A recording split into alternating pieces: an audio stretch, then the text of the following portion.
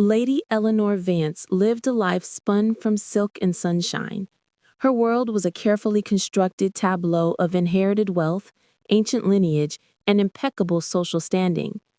The Vance estate, a sprawling manor with meticulously manicured gardens and a history as old as England itself, was her sanctuary and her stage. Every morning she awoke to the chirping of birds, the soft rustle of expensive linens, and the promise of another day where every detail was curated for her comfort and pleasure. She was a vision of refined beauty with alabaster skin, flowing golden hair, and eyes the color of a summer sky. Her engagement to Lord Alastair Finch, a man of equally esteemed background and impeccable manners, was the culmination of everything she had been raised to be, a perfect union of power and prestige. Their wedding was set for the following month, a grand affair that would undoubtedly be the social event of the season. Eleanor had no doubts, no fears. Her future was as clear and sparkling as the crystal chandeliers in her ancestral home. The night it all began was like any other, a quiet Tuesday evening. Eleanor was in her personal study reviewing floral arrangements for the wedding, a task she found both delightful and slightly tedious. The fire crackled softly in the hearth, casting a warm glow on the antique books that lined the walls. A gentle rain tapped against the window panes, adding to the serene atmosphere. Suddenly, a faint scratching sound from the main entrance downstairs startled her. It wasn't the usual crisp knock of a visitor or the familiar tread of the household staff. It was hesitant, almost furtive. Her brow furrowed in mild annoyance. Perhaps a delivery gone astray, a late tradesman. She rose from her desk, her silk robe softly rustling, and made her way down the grand staircase. As she approached the massive oak door, she could hear hushed voices, the low murmur of her butler, Mr. Abernathy, and another deeper, unfamiliar tone. She hesitated, her hand hovering over the cold brass knob. A sense of unease prickled at the back of her neck, a sensation she rarely experienced in the safety of her home. Taking a deep breath, she pushed the door open to find Mr. Abernathy's looking unusually flustered, his usually composed face etched with worry. Standing opposite him was a figure unlike any she had ever seen in the hallowed halls of Vance Manor. He was a tall man, his skin a deep, rich ebony, his clothes simple and worn, yet clean. His eyes, dark and intense, held a depth that seemed to pierce through the superficial layers of her world. He wasn't aggressive, he wasn't demanding, but his presence was undeniably powerful, a stark contrast to the refined elegance of the mansion.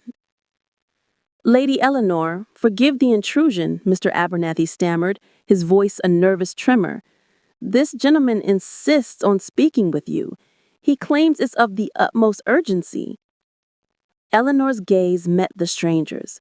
His eyes held hers with an unnerving steadiness, a silent challenge to her privileged existence. She felt a strange flicker of something akin to fear, or perhaps just profound discomfort. "And what is it you wish to discuss, sir?" she asked, her voice cool and measured, betraying none of the apprehension she felt. The man stepped forward, just one step, but it felt like a chasm had opened between them. "My name is Cale," he said, his voice a low, almost melodic rumble, a stark contrast to the rough exterior. "And I have information that concerns your future, Lady Eleanor. Information that you will want to hear before you commit yourself to Lord Alastair." Eleanor's composure wavered. "My future is none of your concern," she stated firmly, "and my engagement is a private matter." Cale simply smiled, a slow, sad smile that did not reach his eyes.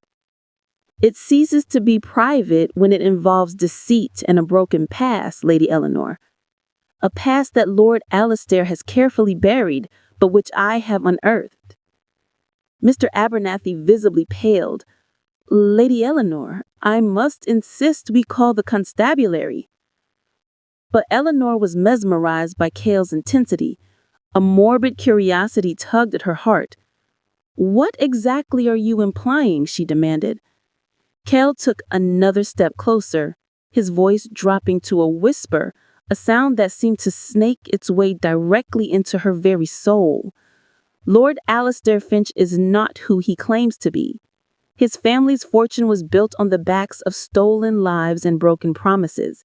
He amassed his current wealth through ruthless dealings that left countless families destitute. He married once before, Lady Eleanor, to a woman of modest means whom he abandoned in circumstances that would shock even the most hardened cynic. She disappeared without a trace after bearing him a child he never acknowledged, a child who now lives in poverty while he prepares to marry into your wealth. Each word was a hammer blow, shattering the flawless image of her fiancé, the perfect world she had meticulously constructed. She felt a cold dread spread through her veins. The fire in the hearth seemed to dwindle, the light in the chandeliers to dim. "You lie," she whispered, her voice barely audible, her hand flying to her mouth. Kel's eyes were unwavering. "I have proof, Lady Eleanor. Documents, witnesses, a name, a location. You need only look." He pulled a small worn leather pouch from inside his jacket and placed it on a nearby antique table. It was a simple gesture, but the weight of it felt immense. "I do not seek to harm you. I seek justice for those he wronged." He turned to leave as quietly as he had arrived, leaving the pouch and a trail of shattered illusions in his wake. Eleanor stood frozen for a long moment, the silence of the manor pressing down on her. Mr. Abernathy was speechless, his face ashen. Finally, with trembling hands, she reached for the pouch. Her fingers fumbled with the clasp, revealing a collection of aged letters, a faded photograph of a young woman with kind eyes, and a birth certificate bearing the name Alistair Finch and a child's name that was not hers. The world tilted. The meticulously manicured gardens turned into a thorny wilderness. The glittering chandeliers became broken shards. Her engagement ring felt heavy and suffocating on her finger. The perfect union was a lie, the respectable facade a sham. Her life, her beautiful, carefully planned life, had been built on quicksand. She spent the rest of the night poring over the documents, each revelation a fresh stab to her heart. The truth was uglier, more brutal than she could have ever imagined. By dawn, the elegant Lady Eleanor Vance was gone, replaced by a woman whose eyes held a new, hard light. The promise of a perfect wedding, the social event of the season, was now a grotesque mockery. The morning brought not sunshine, but a chilling rain that mirrored the turmoil within her. Her servants moved about their duties, unaware of the earthquake that had rocked their mistress's world. She canceled her appointments, sent a terse note to Lord Alistair requesting an immediate meeting, and retreated to her study, the place where it had all begun. Kel's single whisper had not been an attack. It had been an unearthing, a brutal excavation of a hidden truth. In one night, her pristine world had shattered, leaving her exposed, vulnerable, but also strangely clear-sighted. The White Heiress's life had indeed shattered, but from the wreckage, a new Eleanor was about to emerge, one forged in the fires of betrayal and armed with the truth that would change everything.